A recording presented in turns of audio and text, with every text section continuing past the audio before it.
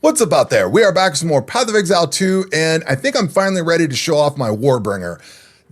I was stalled out at Doriani at the end of Act 3. I fought him, I don't know, probably a dozen times. I couldn't beat him. I sat down last night. I added Sunder. The only thing I did was add Sunder with with a few support gems on it. And a couple attempts later, I was through Doriani, and now we're in the middle of Act 2 Cruel. So it's probably a good time to show this off, and comparing now to where I was in December when I was rolling my Titan, I was using Volcanic Fissure and Sunder. Like, I like Sunder. I think it's a really good skill, but it's very slow. If you go to throw this thing out, it is 2.63 seconds of attack time, whereas Mace Strike, what I've got going on here, is 0.82. So Mace Strike is a lot faster, and I didn't even bother using Mace Strike back in the original early access period. So it was definitely, I had some issues. Let's just say that I couldn't kill monsters fast enough before they'd stun me or push me around, and it all boiled down to trying to use some attack that took nearly 3 seconds to pull off. So turns out once you start using the faster skills, and like Mace Strike does work, it's made to hit hard and set up other skills or tee up other things.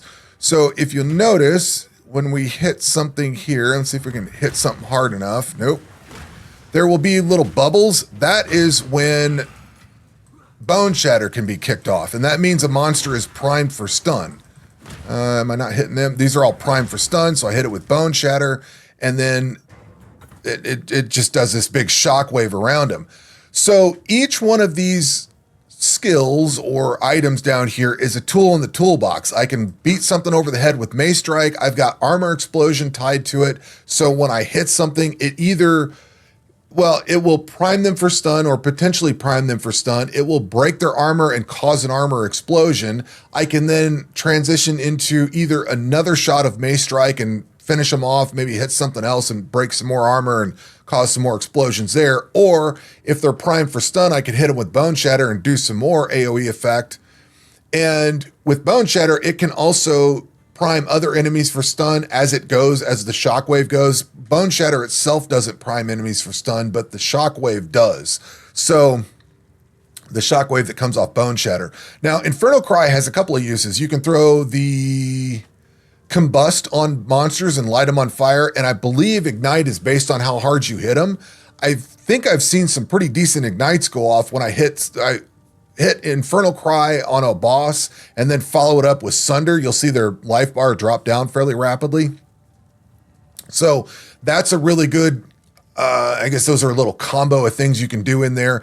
But pretty much what I do for like bosses, I'll hit them with Mace Strike until they're primed for stun, hit them with Bone Shatter so they're heavily stunned, hit them with Infernal Cry, and then Sunder. So that whole rotation of stuff is like once a boss is heavily stunned, and it does big damage. Now, the Shockwave Totem's kind of a utility thing. It can be used to distract monsters. You can use it to, like if you've got a pack of stuff here and you've got something over here that you want to just, like a rare or something that's throwing projectiles or something like that, you can drop a Shockwave Totem past it. I've also got like some healing that comes off of it. So there's multiple functions off of a lot of the things that I've got set up here, as well as like Infernal Cry. So part of my ascendancy is this over here, which War Cries explode corpses, dealing 25% of their life as fizz damage. So if I War Cry, all of that stuff explodes. So if I've got a juicy rare, something that just isn't dying, if the bodies start stacking up, I can War Cry on top of it. And basically, and that also exerts like Sunder and whatever else I've got going on. So there's multiple layers to all of this and how it's working. And I'm kind of curious how POB is going to be used to describe some of this stuff, because like in PoE 1 terms, your path of building is basically set up to show people the skill you've selected. And here it's, you've got a whole bunch of skills and you're doing a bunch of different things all at once. So I'll be interested to see how people go forward. I need to watch some other creators build videos and stuff like that, but I'll be curious to see how other people handle it. Especially when you're like working on multiple skills at a time and got a whole bunch of different things going on. So, for instance, I just sundered that whole thing. But let's see here. There's going to be a pack of stuff comes out. We'll drop this thing down here. We'll hit something. We'll bone shatter.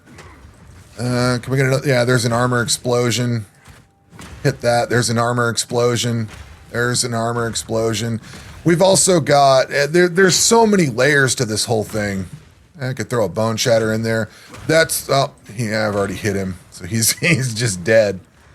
So let's see here. We'll go fight a few more things. Bone shatter that. You see the whole thing just blasts. One thing about bone shatter, you'll notice that there's multiple explosions. It's like skipping a rock across water. It like every time it lands on a monster, it like I can't get one to go off. I have to take some of this stuff out and not hit so hard. It's just one monster. But you'll see the ring that comes out. If I prime this guy, that was just one ring. Sometimes you'll see multiple rings come off. Maybe it's when multiple monsters are primed for stun. Maybe that's what it is. Okay, so we're going to drop this thing down, hit that there. You know what? Let's do a sunder on top of these since they're moving slow. So there's different options for different occasions. Okay, let's look at the actual skills and the support gems that we've got going on. So Mace Strike, I like to keep this thing going as fast as possible. So I've got Martial Tempo on here. We've also got Devastate, which supported skills fully break armor when inflicting a heavy stun. Now I've got Armor Explosion on here. So supported skills trigger an explosion when they fully break an enemy's armor. If I fully break their armor with one shot of Mace Strike, regardless of whether this Devastate is in here or not, it will set the explosion off, the armor explosion. This is also here because sometimes I'll hit a monster and it will be primed for stun. Sometimes I hit a monster and it goes into heavy stun. So this is there to catch the instances of a monster that goes into heavy stun. That will automatically do the armor explosion. If they're just primed for stun, you can still get the armor explosion but you don't have necessarily have them heavily stunned or heavy stunned, if you see what I'm saying. So this is like a catch-all just to make sure if one gets past, I'll still hit them with the armor explosion. If I do enough damage right off the bat or break enough armor right off the bat, I do the armor explosion as well. Now, the Mace Strike will tee up the Bone Shatter because it will prime enemies for stun. Not every shot does it, but when an enemy is primed for stun, you'll see that little light that lights up on a monster, and then you can drop Bone Shatter on them, which does a shockwave. The interesting thing about this is Bone Shatter itself doesn't do a lot of damage, so it also does not stun monsters. So you have to set the stun up with something else like Mace Strike, and then follow up with Bone Shatter once they're primed for stun. Now, when they actually go off and you get the shockwave, this thing's doing 3,600 damage, so it's doing right at the same amount of damage as my Mace Strike, but it ripples out and hits all the other monsters around it with the big shockwave that comes off of it. The armor explosion off of Mace Strike by itself is it's decent size, it's not too bad, but the Bone Shatter shockwave is much bigger and hits a lot harder. So it's always good to try to, and it can chain together because this shockwave can prime other enemies for stun. The Bone Shatter can't, but the shockwave can. So you might be able to Bone Shatter a few monsters off of one as it like perpetuates around. So basically we've got Mace Strike with Armor Explosion on here that can lead into Bone Shatter if we prime something for stun. And like I said, with a boss fight, what I've been doing is I'll drop a shockwave totem next to the boss, whack on them with Mace Strike for a little while, maybe get some Armor Explosion on it. There's some support gems you can do for extra stun. They didn't seem to work all that well. What I've got on here seems fine, but work on the boss with Mace Strike. Once I can tee up Bone Shatter them, that puts them into heavy stun, and then we drop a Sunder on them, which you can tell is doing double damage of the Mace Strike. I've got Heavy Swing to do 35% more melee fizz damage. I don't necessarily care about the less attack speed on this because I'm only using it like in select instances, like during a boss fight when they're heavily stunned. They're not doing anything. They're on the ground just getting waylaid on. So the attack speed doesn't matter. And this was something I got hung up on back in December, was trying to make this fast, and it never did. So what I've done is worked it into my rotation here to be when I need it for like a boss or something like that, or if there's a big corridor of enemies, I can throw Sunder down across the whole thing. The key with Sunder is that I just need enough time to get that. It's like almost 3 seconds of attack time, 2.63 seconds. So it's really slow, but 35% more melee fizz damage it adds quite a bit of damage. We go from 5312 to 7147. Primal armament, I need to swap out because I just changed my mace. So this probably doesn't matter anymore. This was doing 25% more elemental damage. I had a mace that had fire, cold, and lightning on it. And this mace is doing a little bit more damage. So I swapped out. I need to reflect, and that needs to reflect that change. And then I've got Fist of War because I'm not using this thing very often. So this gets ancestrally boosted no more than once every 6 seconds. So by the time I'm ready to use this again, maybe I'll do 2 shots of it. But by the time I'm actually using this again, usually it's once and then wait for a while and then once again. So the ancestral boost is going to be, it fits in there fairly well. On the Shockwave Totem, this does its own little bit of damage. I'm not necessarily caring about the damage that comes off of this. What I like that this does is I put this pin support gem on here. So when it hits, it actually chains some enemies to the ground. I don't know if it does like bosses and stuff like that, but it'll chain enemies to the ground so they can't move around and it locks them in place. It also has a chance to inflict bleed, which is more of, maybe we'll just throw something on there and see if it does a little bit of damage. I probably need to rework this and pick something different for this, but it was like the one that I found that seemed reasonable, so I threw it on there. And the one that I really like about it is Font of Blood, which gives me life regen when I'm nearby this thing. So I can throw this down as a distraction tool. Like if we throw this out here, monsters will go attack that. This does some damage. It pins them down. It might cause a little bit of bleed. I think there's something in here that does additional damage against bleed. I don't remember if I have any of those gems equipped or not, but I'm not terribly worried about the lacerate. It's more of just something to add on here. I can use it as a distraction. I can use it to build up some stun. I can use it to do a little DPS. I can stand next to it for life regen. So this is basically a utility totem at this point. And then we've got Infernal Cry, so this will throw Combust on enemies. We've also got Premeditation to empower. Skills empowered by supported skills deal 15% more damage, so that builds a little bit more damage.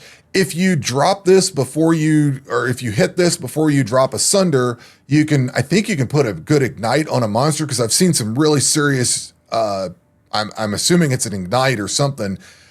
It hits and the boss starts dropping a lot of life really fast. It goes for a little while. I presume that's an Ignite, but that seems to work really well. I've also got Corrupting Blood on here to do a little bit of extra damage. Maybe I need to revisit this at some point as well, but that's what I've got going on for that.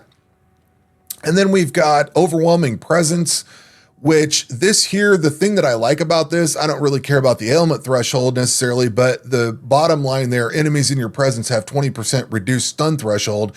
I want to get them more and more stunned, and I'm basically sitting right on top of bosses and stuff like that. So for stun buildup, I've got Overwhelming Presence running as a spirit. And then with this thing, we've got Precision for the accuracy, Vitality for the regen. I was going to start working Hammer of the Gods in here, and I have not figured out where to put it in my rotation. I just threw some things on here, so fast forward so it goes off a little quicker, and then more damage against something with full armor break. I just need to figure out where to put it. I guess I should probably drop that over there and have it as an option. I forgot I even had it, but it does more damage than Sunder. The problem with Hammer of the Gods is it takes a little while to go. And this is 2 seconds. So it's actually quicker and does a little bit more damage. I probably need to work on that a little bit, but I just hadn't quite figured out where I wanted to put it in the rotation exactly. The thing with Sunder that I like is if you've got a bunch of enemies, a bunch of ranged stuff that's sitting down a hallway or something, or there's a bunch of packs of monsters in front of it, you can just drop a Sunder on them and it just like totally annihilates everything in the way. So we can just drop Sunder down that whole thing and pretty much everything dies. There was a lot of ranged stuff in Doriani's place that I just kind of got sick of and I wanted a solution to, and that seems like a reasonable answer. I don't know that it is or not, but As far as the passive tree goes, on my Ascendancy choices, I went ahead and took Anvil's weight, so break armor equal to 10% of hit damage dealt. I went with the imploding impacts for a minute, but I ended up backing out of that and coming back over into Warcaller's Bellow. I think I like that better. I'm probably going to pick up Great Wolf's Howl and maybe go back into imploding impacts. I could do this totem stuff. I mean, it could go any direction. I'm not exactly sure. I wanted to do this exploding stuff, the corpses exploding. So I'm probably going to go into Great Wolf's Howl after that. And then, like I said, maybe I'll just go into imploding impacts. Not sure. But on the passive tree side of things, I did come into armor. I am running pretty much all armor. There's armor and evasion. I thought I would, yeah. All right, I've got a little bit of evasion in here. I was running all armor, but then some of the stuff that just dropped on the ground was a little better, so I swapped out. But I'm basically going into armor this time around. I don't know. Armor may or may not be the best thing, but it is on this side of the tree and it's very easy to get. So I figured I may as well stack it up. And we've got stuff like this over here for additional stun threshold. So we shouldn't have to deal with stuns too much. I did go into this attack speed. I did that when I was doing the two-handed or the dual single-handed maces. But I ended up keeping it because I think it does give a little bit more attack speed and a little more DPS off of that. We've also got, I had this X over here for the dual wield stuff. I've swapped over into this section for like Overwhelm, Colossal Weapon, and Curved Weapon. And we've came out here to get Singular Purpose. Now this reduces your attack speed, but does increase damage with two-handed weapons and stun buildup. Came over here to get Crushing Verdict, which everything in here slows your attack speed down. And we're over here to Split the Earth. I'll be picking up Skull Crusher. I'm going to pick this whole wheel up here. And I think I'm going to go pick this whole wheel up over here about armor break and stuff like that. There is some additional stun buildup over here that I might take. There's the Warcry stuff that I probably go pick up at some point. Do empowered attacks, deal 30% increased damage. I'll probably pick those up at some point. I wanted to build up some more of the stun and armor break and stuff like that. But that's pretty much where my build is, and it's doing really well. I mean, I don't have any complaints. I am probably short on life, and I probably need to spend a decent amount of time trying to build up my life for sure. But I haven't been dying too much. Every once in a while, I'll come off and die, but it's not as bad as it was back in December when I was trying to play all this and just dying constantly getting swarmed by things. The biggest thing is if you kill all that stuff before it gets to you, you don't care about the monster speed. So if you're swinging at 2.5 seconds at a shot, the monsters are going to get to you and start bullying you around and hitting you. If you hit them with Mace Strike, cranium, strike this thing across their cranium, hit armor explosion, and then bone shatter them, you're not going to deal with all that much. You've removed the problem, and you don't have to worry about incoming damage as much when there is no incoming damage. So I like the build. I like the direction it's going. There's some other things I'd like to try. What was this one called? There was some really cool looking stuff, not this. Supercharged Slam. I want to tinker with that and see what I could do with that. That looked really cool too. It has repeats a few times or something like that. It looked really interesting to try. And I've got another warrior I'm going to try. I'll probably go a whole different direction with him. I'm not exactly sure what I want to do, but this seems like a no-brainer going with Mace Strike into Bone Shatter. It's really easy, but I do want to try different builds and try to do some different things. But at any rate, this is the Warbringer that I have, and that is kind of the skill rotation that I've got going on with it. It's fun. I think it's a lot of fun just getting surrounded by monsters and wailing on them and cracking skulls. But that is going to do it for this video. We will catch you on the next one. Take care.